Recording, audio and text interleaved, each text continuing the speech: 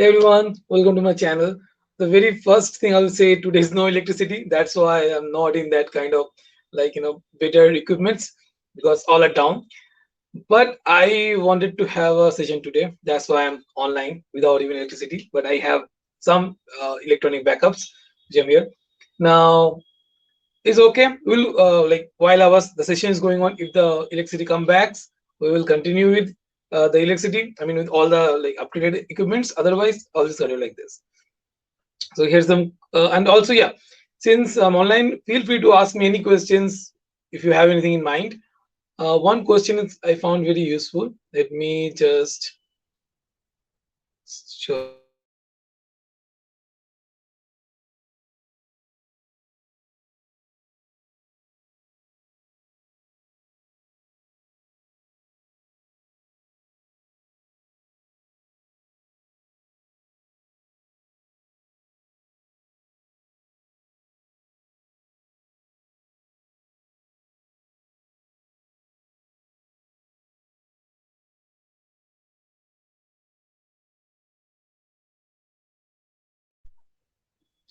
And another is that they were saying GitHub acts as a code pipeline. Which CI/CD is the best to choose for serverless deployment? I will come to that also. And there is Aniket saying that good evening, sir. Good evening, Aniket. It's Himant. Okay, Emma Chandran saying that good evening. Good evening. So anyway, so anyone joining the session, again, feel free to ask me any question. I will definitely answer that because anyway, there is nothing else to do. So I will be definitely answer that. So the very first, I have created excellent documentation and everything. Unfortunately, I cannot show you guys, but okay, I have, since I made the document from the scratch, I have everything in my mind. So I'll just explain it. So hey Mitchell. So the very first problem, or like the pitfall, or say kind of the caution you should be doing while creating the CI/CD is that first understand what is CI/CD, okay? Because people actually jump on CI/CD just based on the tools and they don't actually understand what they're doing. They simply go with like whatever maybe the existing app or maybe something. They just copy paste. Don't do that, okay? Very first thing, what is CI/CD? So CI is a continuous integration part, and what actually is the continuous integration doing? It making sure that whenever there is code change going on. So suppose there is a company, you have 10, 15, or 20 developers, or maybe it's a single developer, doesn't matter. They have multiple developers or single developer working on something, okay? That code, see, that code is the source code is first there, adding in the changes, committing, doing the branches, doing the pull request, doing a lot of activity in the source code, right? Now that's the source code part. Think about that source code need to be processed, or maybe compiled, or maybe need the dependency to be loaded. A lot of things you have to do before actually deploying to the production, right? And that is why there is CI/CD. Is pull the codes from like whatever change you are making. Then from that code, before creating the even the builds or maybe the final deployable codes, you have to make sure the code is proper. The code has whatever like test cases that need to be validated, that is there. If that code doesn't have, so the very first, while discussing that, the very first problem itself, that many developer doesn't maintain the source code test cases, unit test cases, whatever you want to call it.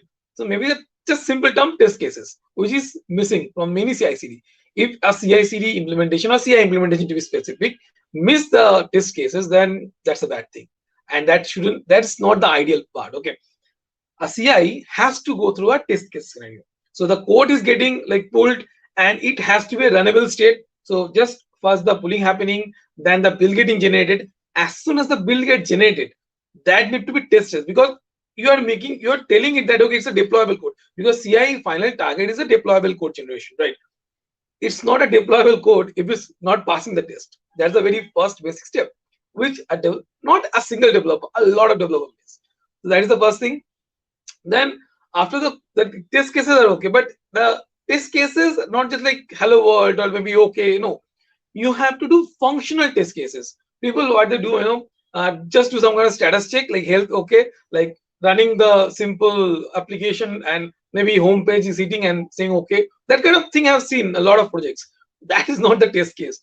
Test case have to be, maybe you have some dummy data, or maybe there are a lot of tools available who you can have, provide virtual dummy data. You have to configure that way. Make sure each and every API that you are pushing, that is working fine. Now there is microservices, right? And each case of microservices like is limited scope, and that testing is become a better than the monolithic. So I'm a developer, like a decade of experience. So when I started, it was all monolithic. Then I learned about the microservices. Now, or even better, function based. Now all are like function based application, which is like even excellent, right? So think about that use case. If it is a like CI implementation, the very first CI, so continuous integration, there has to be detailed throughout the test cases has to be there for each single API.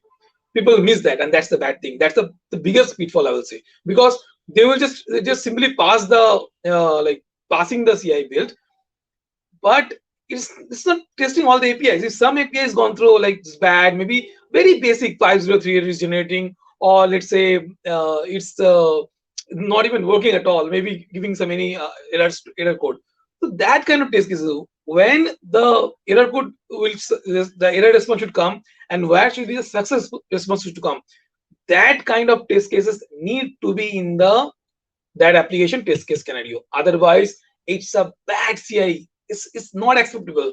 Many companies do. I don't know. Like, if you think about which companies are doing it very excellently, look at Amazon, look at like Walmart, look at the any fan company or any company like the good company like Netflix. They're doing excellent. They have a lot of test cases and they're managing everything, right?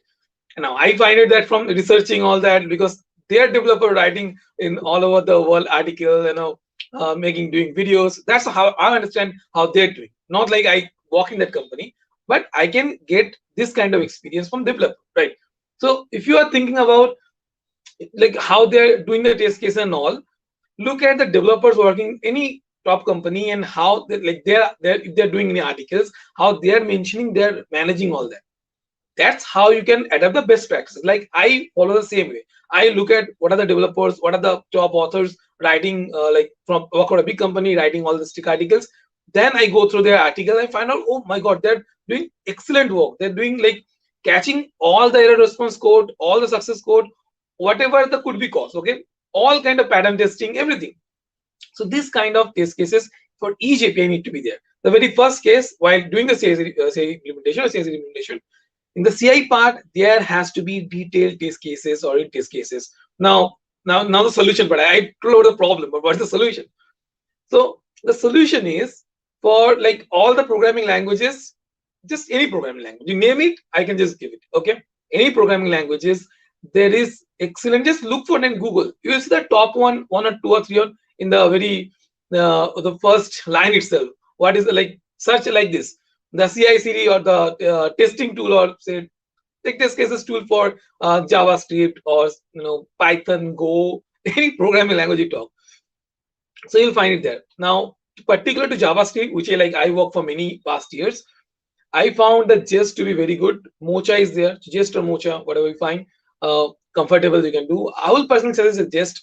Similarly, in Python also there, in Go also. They just look at like top result and you will find it. Okay, so you have to choose a proper library, or you can say not just proper, a famous one which have the support. Because if there is not supported by the community, you are going for the wrong one. It hasn't support. Suppose you are doing some development and you find any issue. If there is, and see, initially not any library have the enough documentation. Documentation is actually go like when there is a complaint they add it. They complain they add it. So if this famous in the community, there is a highly chance the documentation or maybe the solution to the problem that you're searching for is already in the Stack Overflow or GitHub somewhere, right? So that is have to take care of. Now that is a test case. Now the CI/CD pitfall, first thing is the test case. Okay, in the CI phase. The second problem, when making the build, okay, it takes a lot of time. To be honest, I have seen like build running for around 1.5 hour, 2 hour, 3 hour, and if they use like a little bit more brain how to like minimize that, it would have been, I can say, around maybe 10 minutes, 5 minutes, even 20 minutes, even better, like 1.5 hours to 10 20 minutes maximum is better, right? Now, how can you achieve it? See, every time you're running, it's generating, like you are downloading something, you're getting bills, or maybe some catches, or I mean, some build is already ready. Why not use already what existing? And we call it cache based, like cache utilization. Any download that you are making in the every build, why not store it in somewhere that's easily accessible?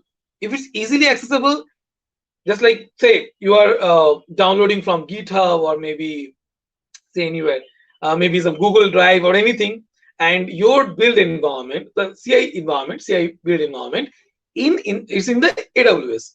Now, what should be the logical one? What is not like what's illogical first? You're downloading in that asset, or downloading whatever the binary library, whatever it is, in somewhere else. No, don't do that. I mean, if you store that through the file or image, whatever it is, in S3, and if you pull it from there, it would have been a lot faster, because it's in the AWS ecosystem, and the downloads will be faster in S3, isn't it? And the better part, you can utilize your CLI, the AWS CLI and shell scripting, to simply running single command which can copy it, isn't it? And which actually people miss. It takes, like, the downloading as it takes around, I think I've seen like it's few GBs sometime, and it's actually practical to have, like, they have lot of assets. Okay, I'm talking about the big build system. You might say a medium build system also have kind of big files, and that take itself around 20 or 10 minutes. I've seen it. Okay, and after just transitioning to AWS, it takes only 3-4 minutes, and that's awesome.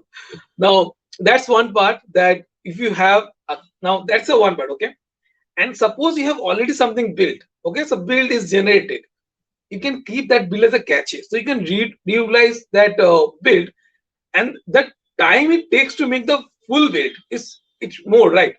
Now, the time it with the delta build, or the what is additional needed, so new files, new changes, something is existing, that new thing will get to the existing, and that takes a lot less time. Example, I think if I give you some example, it will be much easier. A very good example is the Docker build. So if you have a Docker image, you build it, right? And that, if you keep that in local, if you run that again, it takes fraction of a second, even less than that. Now the build system is even improving the Docker organization. Okay, so think about the same scenario. If you have a build in ECR or anywhere else, why not download or pull that image first and then make the build? So whatever additional changes, it's like additional deltas will get pushed to the new image, and that way it can save you a lot of time. So people miss this kind of small things which make the build system higher. People actually come to me and complain, Sandeep, the build taking 1 hour, 2 hour, half an hour. How can I, like, solve this problem? I say, just watching their pipeline script, or similar kind of things, the wireless configuration. I say, look, you have to use the cache first. You have to download, like, pre-download the asset. Like, have, maybe you can simply store that the downloads in the cache itself, and that will save a lot of time. People miss that. You have to utilize the whatever feature they have. Like, if you're using AWS code build, they're giving you cache facility. Why not utilize that? People using the AWS code pipeline with code build and code commit, I ask them every time that why you're not doing the cache. They're saying it's complicated. Actually, no, it's not complicated. If you look at the documentation, or maybe, okay, if you don't find the answer in documentation, look at the, like, I found from the, like, best solution from the CI, that Stack Overflow itself, right? So think about that. Okay, one question that I find, if you want, you can use, like, versioning from, yes. See, one point from Pawan is excellent. I mean, you can, I'm saying that, I mean, the cache itself you can copy from S3, and that will be super faster. The build you can copy from, like, if you use a Docker build, you can copy the Docker from the Docker image from the ECR. It's again faster, because behind the scene, I think, the ECR, the storage actually stored in the S3, right? So that makes your life a lot easier if the build system is that robust. Okay, so test is done, build is done. Now, what should we talk about? The build environment. So the problem happens when making the latest build systems. All the build system now are using Docker. Okay, you name it, 99.99% build system are Docker. maybe in the even the Jenkins build system now also getting done inside Dockerized system. So all are virtualized now. Okay. Maybe some rare cases, if you want that kind of robust performance and say like full metal, or you can say full CPU and RAM utilization, that maybe you can run some build.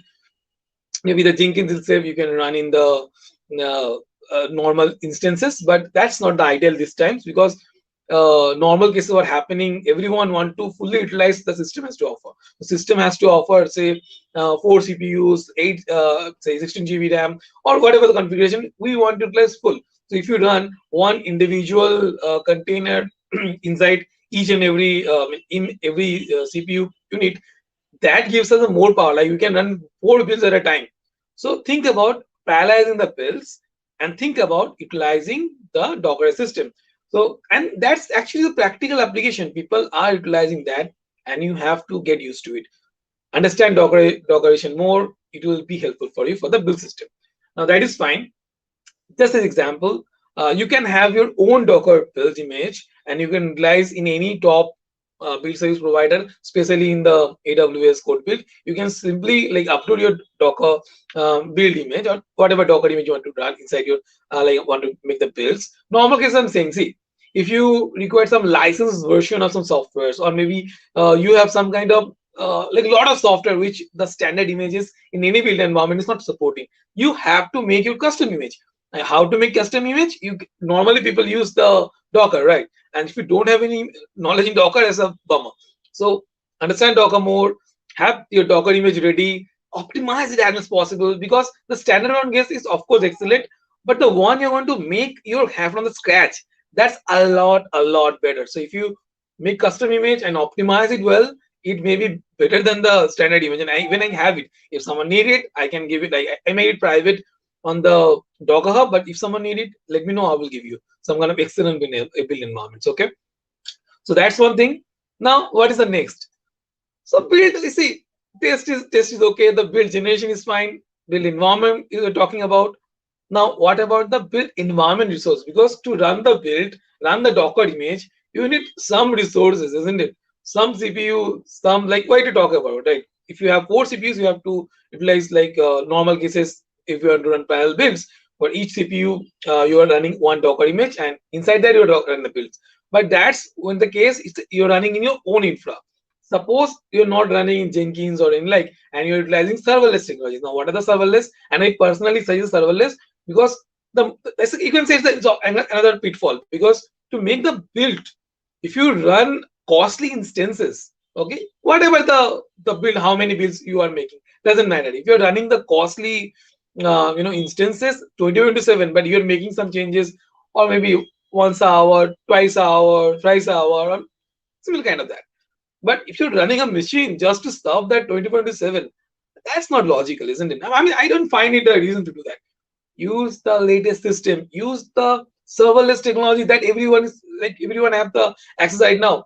Best option is I'm giving a solution is example, that is the code build, where you are not provisioning anything, but it is complete serverless. Of course, whenever there is a code change and triggering the code builds getting run, and the build time 10 minutes, 2 minutes, 5 minutes, 1 hour, whatever is the actual build time, you are getting billed for. I mean, billed for that, right? You're paying only for that.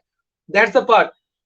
Just pay only the build part. You should not keep running the servers. That's loss for your company.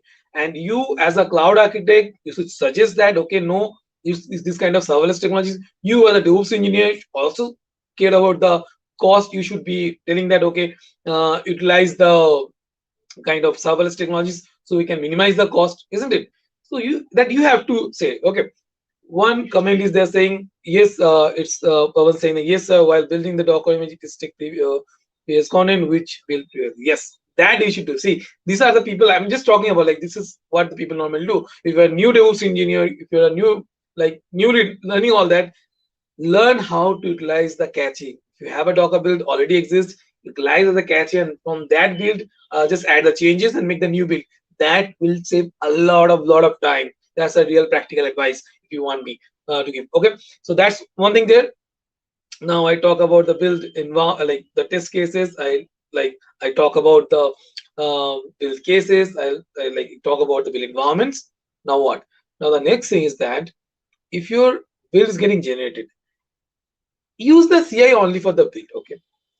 What I've seen personally that build system are actually getting utilized for the deployments, like hardcore, like using that build system running shell scripting to directly push the code in the direct machines, which is absolutely bad, absolutely bad. You know why? Because I'll explain why, the reason. But think about that. You are pushing the changes as soon as getting built to not in non-production environments, but that's also bad thing, because if something bad happens, how you're supposed to make the revert back?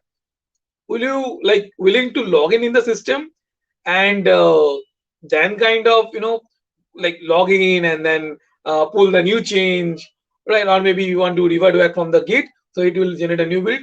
That's not practical. That's no one says it's practical. The practical things to do: use dedicated deployment tools. Just example in AWS is code deploy. Just example, if you're running Kubernetes, then the kubectl command to do that. So like ultimately Kubernetes deployment service providers. So use the tools dedicated to deploy so that you can revert back if something bad happens. You cannot risk it to the production environments, of course, but you should not also risk for the testing or development environments. Anything happens, do revert back. Okay. So understand CI only for the code build and like final runnable code generation.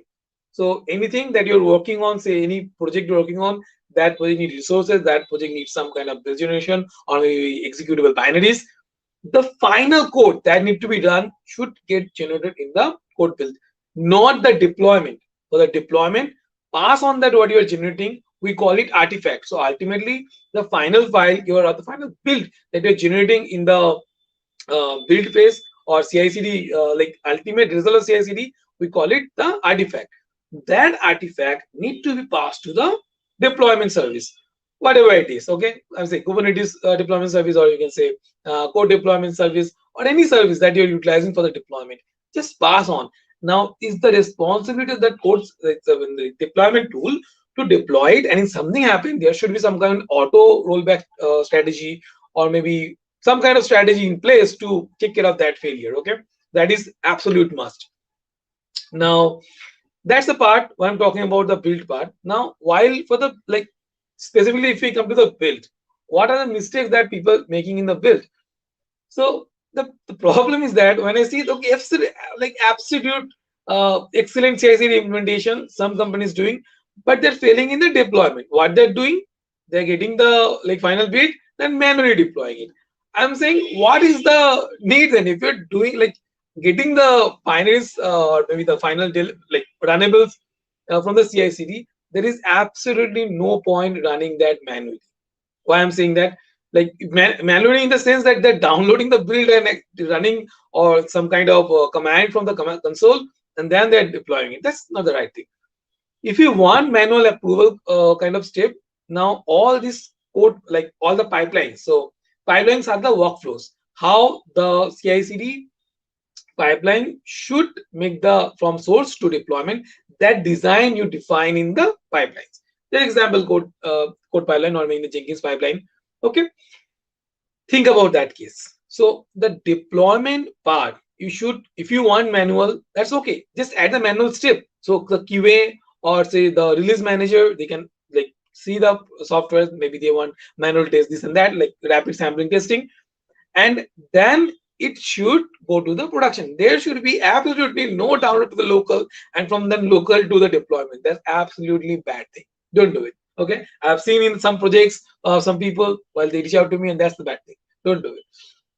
So that's the right thing. Okay, now this all CI/CD flow, what happens, that run, and if any error happens, it stay there. People like forget to put the notifications, and I've seen it. I've seen in a lot of projects. Like people want to know there's some failure happened. They want to fix the problem, but the problem is that they're not even aware of it. They're aware of it maybe in the morning or maybe in the like whenever the problem happening. They're saying, why the hell the code is not getting updated in the system? Then they'll look at the build failure. So how is that? I mean, that's absurd, isn't it? So what you should be doing, make sure there is alerts in place. If the build like the any step, okay, the from source to deploy, any step failure happen in any stages, there should be proper alerts. Now, just for example, if we simplify it for you guys, suppose in the source phase, if the source getting failure, or maybe source that build that test case getting failed, so that project's concerned developer should get notified immediately saying that this project will failed due to this case fail, or maybe didn't run at all, whatever the reason, you need to fix it immediately. If they're online, they're working time, they have to fix it, or maybe they will come back and online and check, right? And like it has to go multiple places.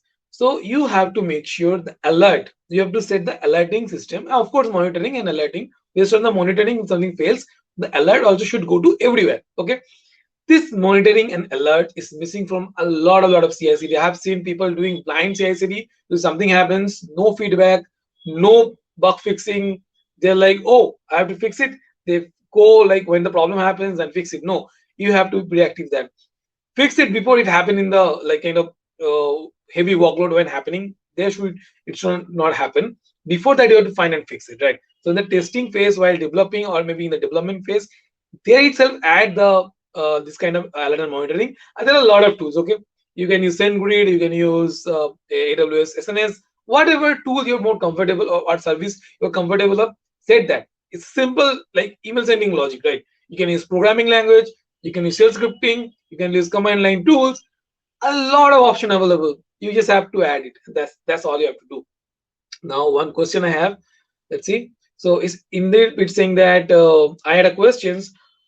How can I implement IDS IPS on DevSecOps pipeline? Is it beyond scope of DevSecOps asking for own AWS perspective? But any cloud will work. Okay. I will say let's keep it outside. Otherwise, too many topic will. I will just note it. Maybe in next session when we cover the particular topic, I will avoid. Okay. Now it's a question. I think it's in the scope. So alert SNS can be applied in pipeline. We can get emails, and that's true. So Mark is saying that so need to have a feedback loop in every phase of the playbook or work. Exactly. You have to have a feedback loop there. If something happening, suppose the source code is still failing, maybe the pulling is not happening. You don't know the source code. So the very the very what I can say, the basic problem many developer face. They forget to give the permission to code pipeline. So like the code pipeline need the access of the code commit, or maybe the GitHub or anywhere, okay, whatever source. That access itself is missing from the code pipeline, or maybe in any other build cases, any build tool, the permission is missing, and they like spent days, months, when what not to find out. Oh, I forgot to give the permission. Now, what if you set the alert and like if you have try catch scenario and send the error log or maybe something like that from the log analysis initially when the failing is happening, there itself we find it. It would save a lot of time and cost, isn't it? So there has to be this kind of setup. And as I said, like in there saying that ASN is there, and there's a lot of other like inbuilt tools also available. So you can utilize inbuilt tools as well. So of course utilize that. Other than that, there are other option. I think like getting all the logs and then analyze. So ELK stack doing similar kind of thing. Maybe in some other session I will discuss about the ELK stack. But the log, you can either upload the logs in some kind of log analysis tool, and maybe there itself some log iterator analyzing all the logs and find out the error log and sending. Whatever is the case, there has to be a error monitoring, like all the monitoring, especially the error monitoring, and then alerting system. That will be the very first kind of step to do, okay, to make sure the CI/CD is proper. We talk a lot, right?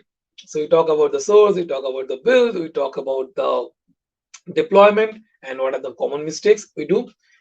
Now think about that. Some cases are not just simple CI/CD related. It's CI/CD, but it's not the CI/CD tool or service specific. Sometimes it's the logic itself is wrong. It's why it's taking so much time.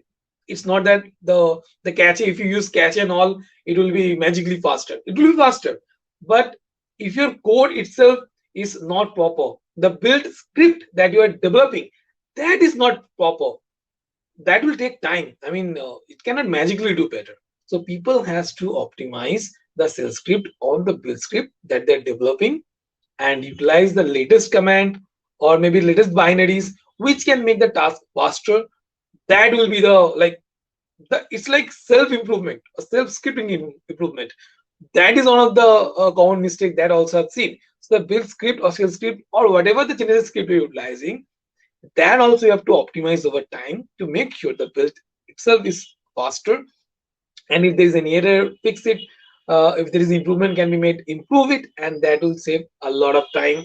Again, the ultimate goal is to make sure the build is as fast, like as fast as possible, make the builds, then so that the QA can start testing, so that when they approve it, then they can do the deployment. Okay, so that is that, right? Now there is one I will say small confusion is there, where people is saying like that continuous deployment and continuous delivery, there is a confusion is there. So what is that confusion? So continuous delivery is the, like you are making the like code, you are making the change. So I'm a developer, I'm making the change. That change is going to the, say, AWS code build or any build tool, that will generating the final build. Okay, so let's say the final like installing all the npm dependencies. If it's a Node.js project or maybe it's a Python project, then it's installing all the requirement. If it's a Go, then it's installing all the modules on the Go mod. Then what it's doing, it's making the final binaries or script or maybe the final archive, that is passing to the code deploy. Then code deploy, you have your app specs, right? Or maybe another whatever deployment you're using, they have its own viable deployment scripting that is deploying it. Okay, now now to the point that suppose in this entire flow, okay, entire flow, there is no manual process. So it's like from the like the code build to code pipeline, sorry, code deploy and then deploy to the staging. As soon as the staging is all looks okay, it automatically move into the production. So from code commit or maybe whatever source code or git, that to the actual production servers, if that going without any manual intervention, that is continuous deployment. Now what is the continuous delivery? So continuous delivery, if from the staging or maybe pre-production some environment is there, from to production, there is a manual in between, there is a manual approval step is needed. That's a continuous delivery. It's of course continuously happening, but the delivery happening via the final, before moving to production, there is a manual step or manual approval needed. That is the continuous delivery. And continuous deployment, there is no manual step needed, all are automatic. Okay, that's a confusion that question get asked in the interviews, and many didn't able to answer that. So I thought maybe that's also useful for you guys, and that's a conceptual level is also needed. Okay, blockchain, it's saying that AWS blockchain service tutorial. Okay, I will keep in mind. So would it also be worthwhile to incorporate configuration management puppet save to ensure our state inventory against target system? Then check for existing state is not being applied. Of course, I mean, what happening these days in the deployment system, we are not usually making, I mean, see, that final binary, the deployment will, okay, has to be generated in the build phase. So what happening there, based on the target deployment environment, actually there what happening before, say changes going to the staging environment. So in that before step, you are adding another workflow to pull the staging credential, and then like make the final build a bit modified from the source, and then passing in the deployment. Similarly for the production, similar for the prepare. Okay, that's a way. In that, if you have some, say you're using the vault or you're using the like the shape Ansible, whatever it is, you want to get some configurations or maybe apply some configuration, there itself you should be doing that. In the deployment after moving, you should not do that. Okay, that is saying that please do tutorial. Viresh, I will do. Also, when you expect full stack web deployment from you, maybe see, I'm now these days focusing on the cloud web and DevOps. I mean cloud and DevOps, and of course I'll be coming to the full stack development. Okay. Okay, I see. And that's setting up alerts. Okay, it's one good recommendations that It's Arun Kumar saying that setting up alerts for failed job, good suggestion, but won't it fill the mailbox if we manage CI/CD for the multiple application because app expert keep commit changes. That's also true. So what you can do, like you can create a single group which just get notify the single mail. So what will happen? The alert of course will come, but it will come under single thread. So you can do some kind of single thread based alerting. That's why even there is hundred or thousands, it will come on the single mail thread. It will not fill up your inbox boxes. Okay, that's I have seen in many implementation. If there are many developer working and the alert is too high, you can do that. Okay. Okay, I think a lot of comment is there. Let me go back. I'll see if I didn't cover anything. The right way to say it should be viable. Okay, this is one good question that Pankaj saying. Which is the right way to implement a CI/CD? Should you use YAML approach or classic editor? It depends. Whatever, like, see, CI/CD consists of multiple tools. I had the PDF where I covered all this thing beautifully, but I don't think the electricity coming anywhere within few minutes, so or maybe an hour. So I will just say what are the names of these tools or something. Okay.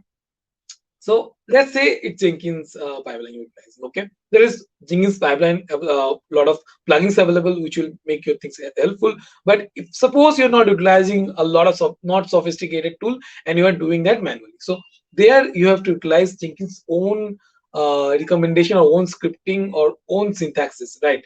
Similarly, all build tools have their own syntaxes. Based on the syntaxes only you have to do it.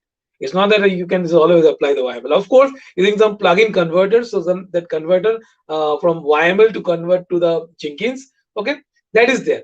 So just for example, for AWS code build is a build spec, okay. Similar way, each build tools have their own tooling or own syntaxes. Based on that, we should be doing it, okay. But again, that comes into the another problem.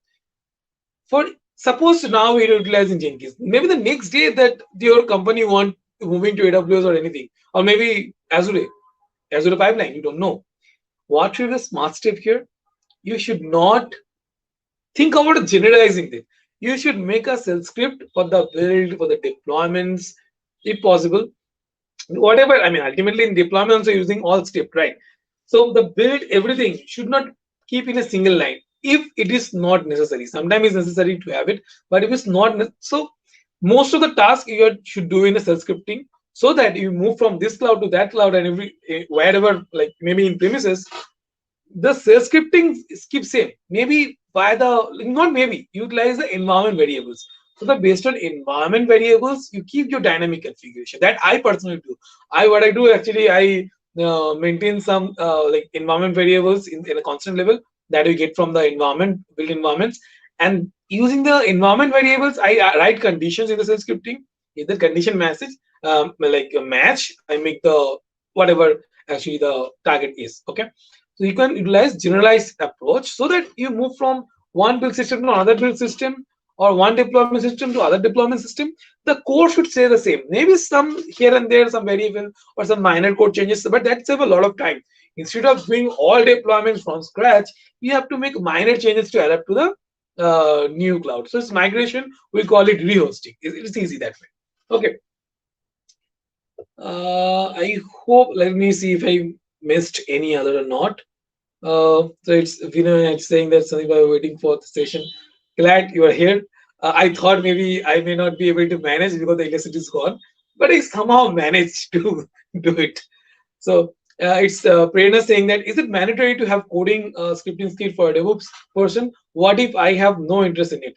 Will it hurdle me? Because please suggest. Now the very fun fact: you are a DevOps engineer because you love to do code, you love to do work with the infrastructure, you love to manage the deployments, builds, and all.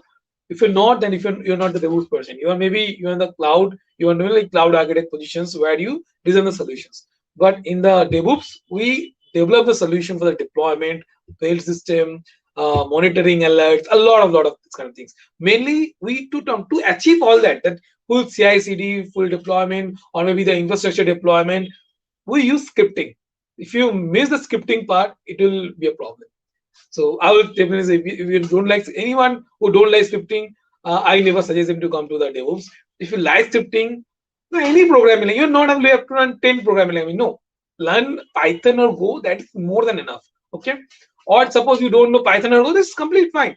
Use any backend programming language that is widely utilized and in top. Now, what are the top? I will say JavaScript. Of course, JavaScript is like family, everyone familiar and it's popular. JavaScript, Python, Go. If you know any language from these three, you are good to go anywhere. Okay, you are like super people. Okay, you can do anything, any programming language. I mean, any build environment. You can generate the scripting in Node.js, or you can say, generate scripting in Python or Go, and that will do. Okay.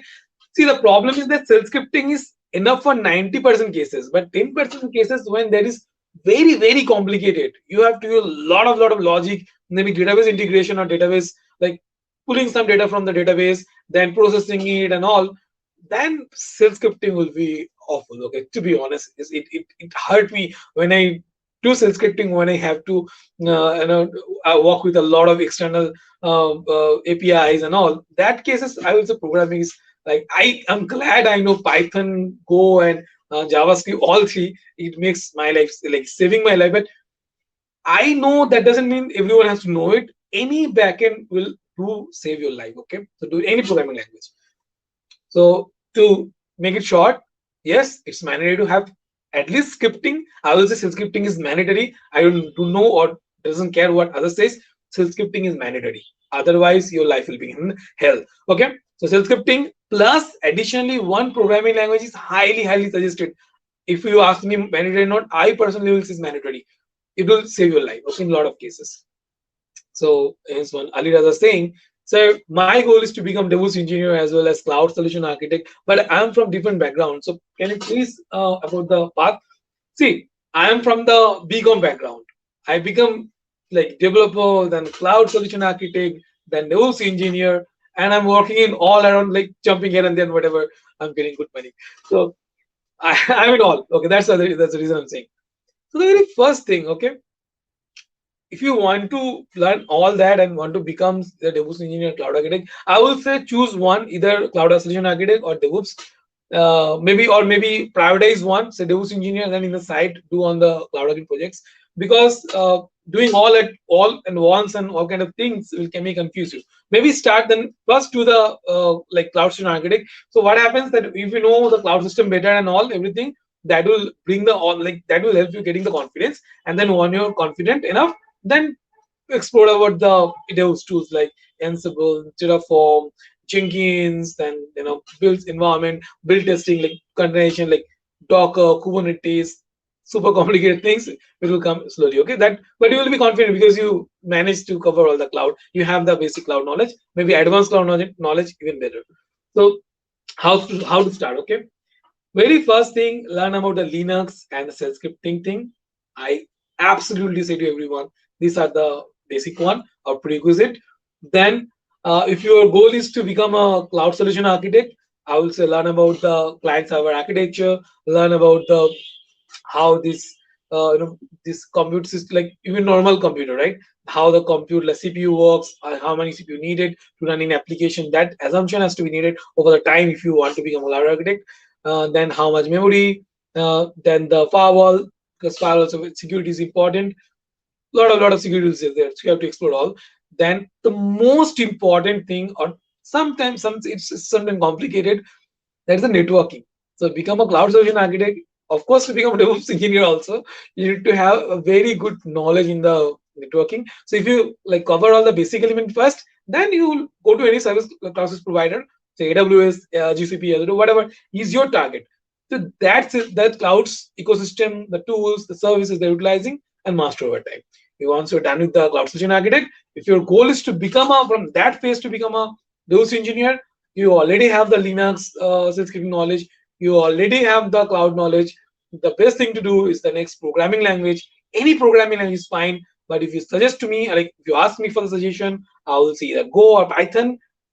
If you have JavaScript language, you are already in good hand. You can just learn the Python. If you don't know the Node.js, learn the Node.js, and you're all good to go. You have all the precursor basic skills and to get forward to the DevOps. Now learn about the what is the DI like CI/CD for the CI/CD process. What are the tools available, or maybe if it's infrastructure automation, what are the tools? So in general, Terraform, like Terraform, Ansible. Terraform is the like Infrastructure is a code tool to deploy the infrastructure. The Ansible is the configuration management. Chef is also there. Puppet is also there. So all three are configuration management. Configuration in the sense some kind of patching job, or maybe pulling down the configuration, or say secrets, whatever is your use case. You can do all that generation by the Ansible. So you can say mass configuration or mass like execution kind of job. Also, this kind of configuration will do. So of course, you need to learn that. Then you have to learn about the pure CI/CD tools such as the Jenkins. If you are now, Jenkins is the common one, okay, it's open source and still getting huge, like getting used by huge community people, huge, like many companies. So of course, it's the skills that you need to learn. Now, all the cloud service providers utilizing the cloud native tools. So maybe it's better if you learn about what are the cloud service providers giving you and utilize that. If you like, one very good question actually. Suppose a company, say they are utilizing open source tool. Now one company asking that to move to a cloud service, like to save cost, or maybe say some kind of credits. It's very, it's like simple, or you can say common use cases these days. And then they are moving you to, asking you to move there. So that tools also you have to learn. Okay, otherwise it will be problem. Okay, so you like, yeah, so really good suggestion actually. I also missed. So security checks like OS etc should be a part of the CI/CD. Yes, I actually in the document I prepared is there, but it's fine. So it's so now I think it's came, but session is already kind of 46 minutes. I will just continue like this. But anyway, so yes, so security like OSP tools, and there's a lot of I think for Node.js there is some packet security tool for the like the Docker images. Also there is security, the image security checking tools. So a lot of things are there. You should actually integrate all that. Okay. Just Nikhil saying that can you make videos on GCP? Definitely, I will do over time. I think that is it. And okay, there's now many things came. Let me go slowly. Okay. Uh, mm, where is I last? Okay, here it is. Setting up the alerts. That's fine. Put it also one that is we covered. Mm, Can you elaborate this as static scan, scan, dynamic scan in code pipeline? Okay, I will, but not in the session. Otherwise, it will be too much big. Okay, so Smile saying thanks for your help. What is your take on deployment tactics? Blue, green versus low, canary or rolling? Now, that's a very good question. Okay, thank you, Mario, for asking that. It's a very good one. So it's actually based on your cost also involvement is there. So think about like very intelligent here. What is your requirement? Suppose you have 10 servers. How much can you tolerate? Can you like down at once, and like after the update is done, then you keep it on? That will save the cost. But the back part, the bad part here is that the time till the systems are available again, that time if it's the like, real users are like utilizing that, they'll be not able to do it. So maybe in the cases where your all application, maybe your office hours, only application available, and non-office hours is like usually not available. In that kind of cases, in the night, like non-office hours, you can do the update like all down and all up. That's not very practical suggestion, but it saves a lot of cost. You have to do some kind of trade-offs, right? Now come to the blue-green. Now what happening in the blue-green? So whatever existing systems are, let's think about the blue. Now that is a blue. That is blue. Now that is there, and think about the new version of your code is there. Okay, so that new for the new version of code, all that like whatever your existing infra, 10 instances, 20 instances, 100 instances, whatever instance number, that same exact copy with the newer version will get created in another cluster. Okay, or maybe another partition wherever it's not related to the existing thing. Then if all like and copy that, I think that all the newly created instances are green, which have the latest code. If all the green instance codes are all fine, pass the health checks and everything, then in the DNS level, simply like move instead of like serving from the blue one, serve from the green one. And once are all good, maybe within few minutes or hours, whatever you configure, terminate the older blue instances. That is the blue-green environment. Okay. where there is a cost involvement, of course, because see, you are like, if you have 1,000 instances or 100, whatever the instance, you are creating a same for maybe few hours also, and that is huge cost sometimes, right? So if you can handle the cost, or maybe it's okay to incur the cost, you can handle it. Of course, blue is fine. Now come to the like before moving to Canada, also the rolling. So when to use the rolling one? Suppose you don't have a lot of budget, okay, and you don't want to make your customer angry. You want to make sure that while doing the deployment, happens slowly, like over time happens slowly, one by one, to make sure the impact is at the lowest, okay, or maybe even better, like before going to make the changes in one instance and making it down, create one, like before even processing one, create one, so that it can handle the load that's going to be dropped by the older instance, which is going to drop down. So before making one down, you are creating one, and the one you're getting down, you're updating like that to the latest code. Similarly, the one that is like all the code is deployed and you are like passing the health checks and all, make that again to your network, and it will serve the new customers or existing customer based on your load balancer configuration. And similar way, one by one, you are doing all that and making sure there is lowest impact as possible, okay. So, and that is like, now there's one case, of course, save cost, and don't let your customer down. One very good use case, suppose you have a lot of socket connections. Now if you take down one instance and suppose it's serving 2,000 customer, that will get down, and immediately that connection will return to the new instance. And if you go to the one new instance and try to take a lot of requests, that request that machine is going to be a lot of pressure, right? So that there also this kind of rolling where you are creating one to sub one is good one, isn't it? So that is there. And now the canary. So canary is what? Suppose you have make your changes, okay. Now you want to like create instances with a new code and slowly moving the traffic. So there's a 5% or 1% or 2% or 20%. That kind of, we are moving traffic to the newer instances. That is the canary, where you are making sure it's like all good and say getting some feedbacks, all those kind of things will be easier on that. Okay. And if you think the experience not that well, or they're not doing it that well, you may roll back. It will be easy, lowest impact possible. Okay. So when you expect how many days to an AWS DevOps tools, how much knowledge required to get an MNC job?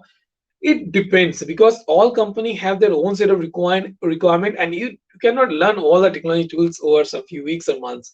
It takes time. So what I would say, like look at in any company's offer, what are the minimum required skills they are asking for and that you're working on, learn about them.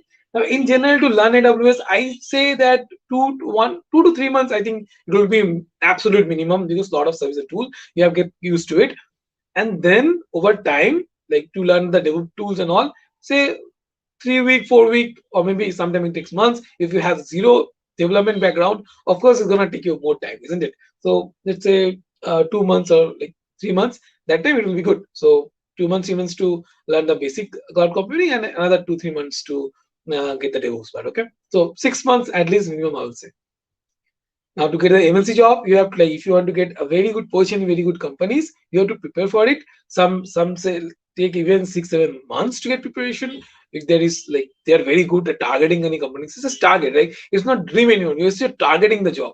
So if you it's a target, you have to schedule for it, you have to plan for it, and you have to achieve it. So that's how it should be.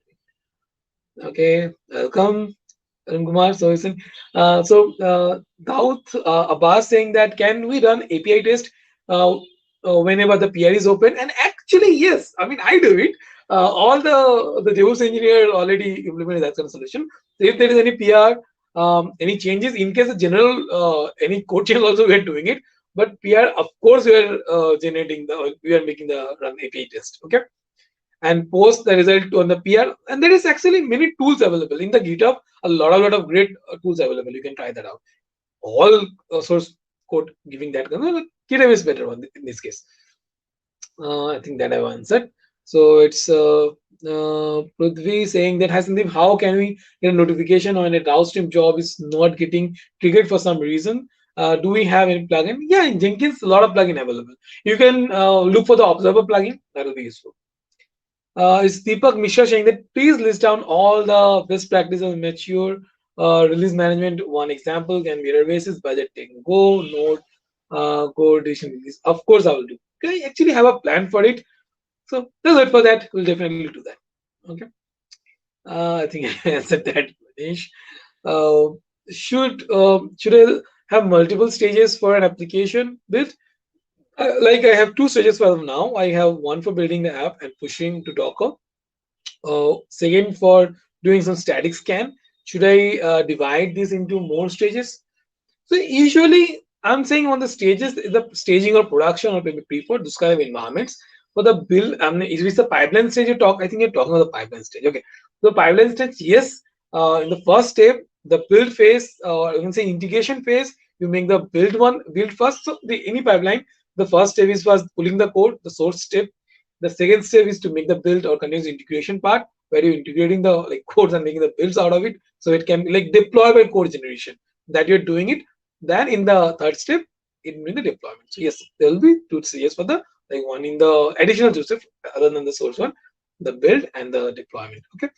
So what we're building them and pushing to the Docker, and second is doing some static scan. Should I divide this into more stages? So the build part itself, when you're making the builds, in that after as soon as you're generating the build, you can just scan in the Docker. I mean, you can add like post build stage, you can say it. So post build, you can scan the Docker image.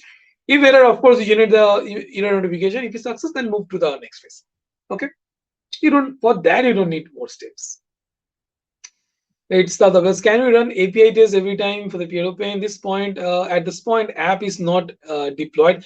So no, see, think this that you have to use dummy configurations. A lot of good test to the like validation tools use a dummy data to test that dummy DB connection. You can do that. The look for the libraries, you definitely will have it. I did for many Node.js projects. So there is dummy DB connection that create and run the application which connect to the dummy DB and then make the API calls. That will solve the problem.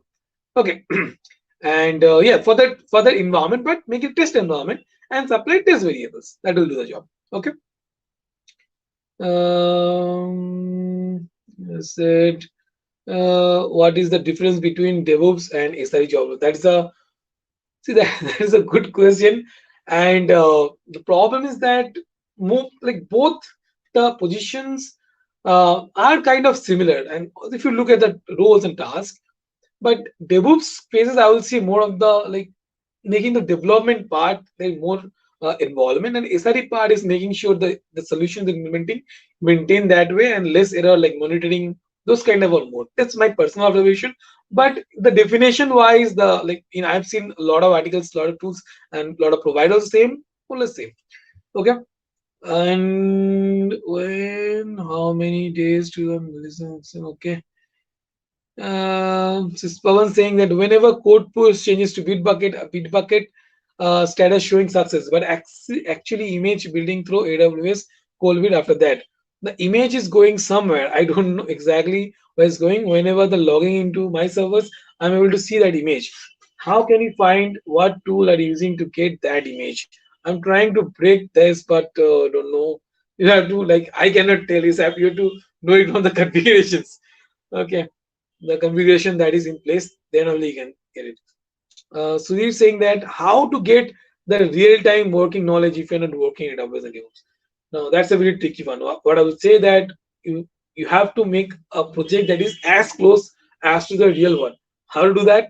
Find out the problem statement in job descriptions or maybe some freelancing site. See what are they looking for. Try to achieve some dummy projects by yourself, and that way you can practice the real world scenarios. Okay. Let's see. Does one need to master three major cloud providers to be cloud? Absolutely no. Anyone, say AWS. I will personally suggest AWS. Not just because I'm AWS, I'm saying that because AWS in general have a lot more tool set. But if you over the time, if you have a bigger target, big positions, bigger client base, those cases I will say multi-cloud will be required to get more money. To be honest, the more work you get, the more money you will get, right? So that's the reason. It's saying that Manu Reddy is sorry in the yeah, that's just like I say in the exactly. You are doing awesome job. Thank you so very much. Welcome. Do you suggest if beginner start with any public cloud as long as stick with one at a time? Of course, yeah. So when you're starting like any cloud, stick with the first one because if you see, if you understand one cloud very well, it is very easy to master other clouds. That's how like I first mastered AWS. Then it was like piece of cake for me on other clouds. That's the honest truth. Okay, he's saying thanks, great information, video. Okay, thank you, Indrapreet. Once it's moved, so I'm saying once it's moved to the green blue environments as a latency code base, do we decommission and merge replicate the code from green blue? No. So the code base is there. So code base is like abandoned. That's what's happening. It's not like that you are keeping anyway. This is commit ID is the code, right? So anything bad happens is reverting back to that code. But in general, after the success, the merge happens or anything happens that will like override the codes. It will have the final code. So that's whatever your company's policy or your like your application matters. In general, as soon as the it's success, it's released to production. Like release to production, what when happens when you merge it with master, right? So in those cases, all things are already the final stage, and no older changes there, right? So in simple language, it's like if you are done with the code changes and it's success, abandon it. It's already merged. If it's yeah, but if it's the case that staging or pre-port, you are doing deployment, maybe PR request. Based on the PR request merge flow, you should like have the final code. Okay. Anyway, it doesn't matter what in the blue environment because that destroyed, right? So now how to upload WordPress file in GitHub? WordPress file in GitHub. You make the code changes in like see what oh you're saying WordPress file. So only the configuration file or maybe the theme file are supposed to be in the or the plugins files are supposed to be in the GitHub. So make separate project for all that and that will be easy to work. Because what happens different programmers work on different plugins, right? So as soon as that happens in the deployment, suppose the build part, now you're just making sure there is a build WordPress image, Docker image is there, and you uploading the plugin or say your themes, and you're running some test cases. That's it. And once that is success on the manual approval, you're moving the plugin file, the theme files to the WordPress, right? So that is there. If you're comfortable, there's Mario saying that if you're comfortable in networking, operation, monitoring, virtualization, ops side, and weak on the dev side, what should be your recommendation learning a scripting language? What should be? So you are saying that you're comfortable with the networking, operation, monitoring, visualization, and operation side. What is the dev side? What should be your recommendation learning? Yeah. So first learn the, of course, Linux self scripting. If you're good with that, I will say learn the Python because Python is a lot easier. But if you're finding it easy learning Python, then you should learn about the Go because Go has kind of is like built for the cloud native system. A lot less overload, a lot faster to run. So of course, the programming skill will be biggest difference maker here. But in general, Go is running better application run in the cloud. Okay. Of course, the complexity is matter.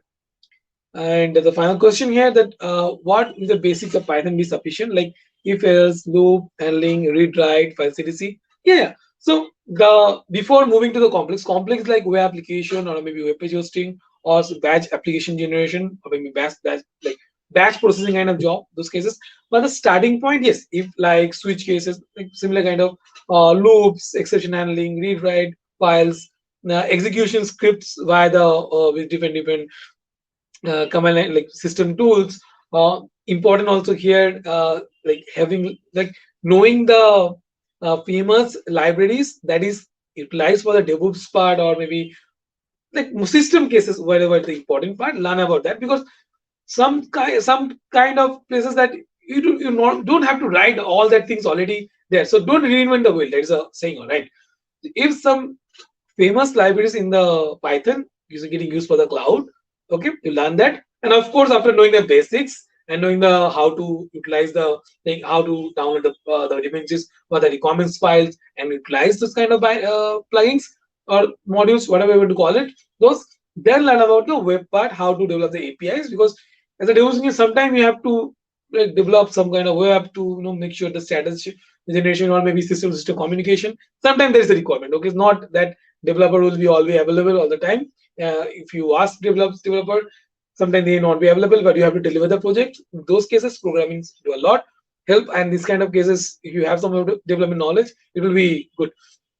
After that, you learn about the this things uh, like yeah, CDK, because not CDK, the SDK. So like all cloud service provider have their own SDKs. I will say learn all those SDKs also, like from Python how to create the EC2 instances, Python how to create the VPC, or maybe in the Azure how to create the resources, GCP how to create some kind of compute. So this kind of thing you should be learning over time. That will be also is Vimal Pal saying that what is the scope in DevOps for the ones who is non-technical and non-IT? I will say degree is not that kind of crucial at the moment when you're learning it or maybe trying to get the freshest job. But in the experience cases, of course, certification matters for the interview taking, or maybe like if you are very good skilled, if you have good articles, blogs, certifications that help the interviewer, they have like a pre-mind of the recruiter saying you are do something great, so you have the potential. So good, you will be coming to the good part if you have all that, right? So of course, IT degrees, certification, and all that matters for the job part. But the learning part, if you're non-technical, you have to become a technical person, learn about all the ecosystem, tool, cloud, programming language, scripting, like more of the system, more system-centric person, and that is all required. You cannot become a non-IT person and become to DevOps. You have to learn through all the like in throughout the video I told, like you need some Linux and scripting knowledge, you need cloud knowledge, any cloud like AWS, GCP, Azure, based on your own liking, right? That should be doing. And then after that, learn about the CI/CD tools, Jenkins, like AWS Code Build, Code Deploy, so whatever tools that you wish to work with in the future, or just learning, see the what is the like kind of demand is there. Based on the demand, you should be learning. And after that, you should learn about like the more of the automation part.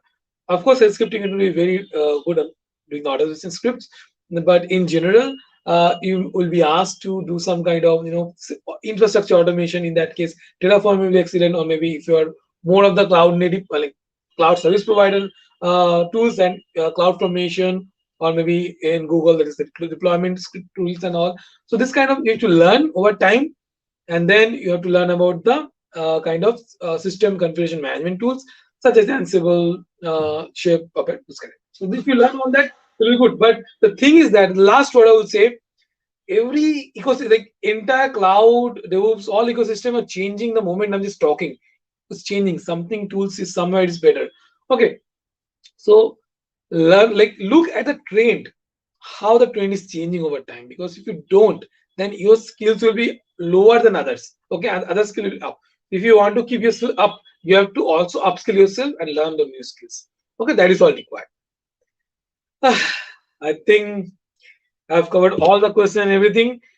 And if anyone have any questions, definitely reach out to me via LinkedIn, YouTube. Like I'm available everywhere. It's a kind of in Twitter also I'm available. So anywhere try to reach me out, I'll be definitely answering all that.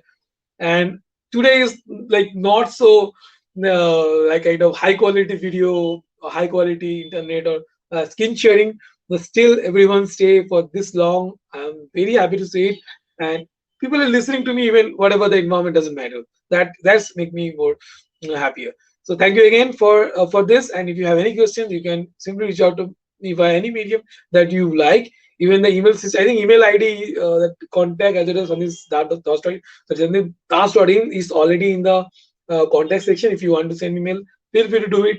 I'm all yours. I'll be definitely replying to that whenever I get time. Okay. And GitHub Actions video is ready, but I'll be traveling here and there, and also I'll be like releasing something and don't reply to someone question will be bad thing. So as soon as I get free, I have my company Sumit, so Griffin Sumit also here. I think around Monday to Thursday. Maybe I'll share some video and images how I'm enjoying that those days. So definitely share that in LinkedIn or in the YouTube.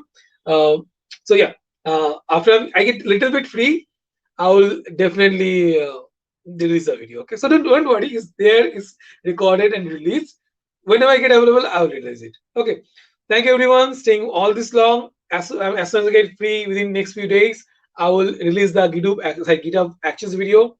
And after that, once that done, maybe in the next week and all, I will release the Bitbucket pipeline. That will cover all the pipelining because Jenkins I've already covered in my like many many Jenkins video I've covered. Advanced use cases I will make it, but when I have to look at my schedule and all, then I will make it. So if you have anyone like any particular use case for the Jenkins advanced use cases, do let me know by email or LinkedIn. I will definitely try to record that. Okay. And whoever not subscribed yet, do subscribe to my channel. Like this improve my moral, saying people are getting watching my video daily. They're getting improved over time. It makes me happy. So do it. Okay. Thank you everyone. Thank you for all your support and asking the question. We'll see you in your next session. See you in my next session. Okay. Bye.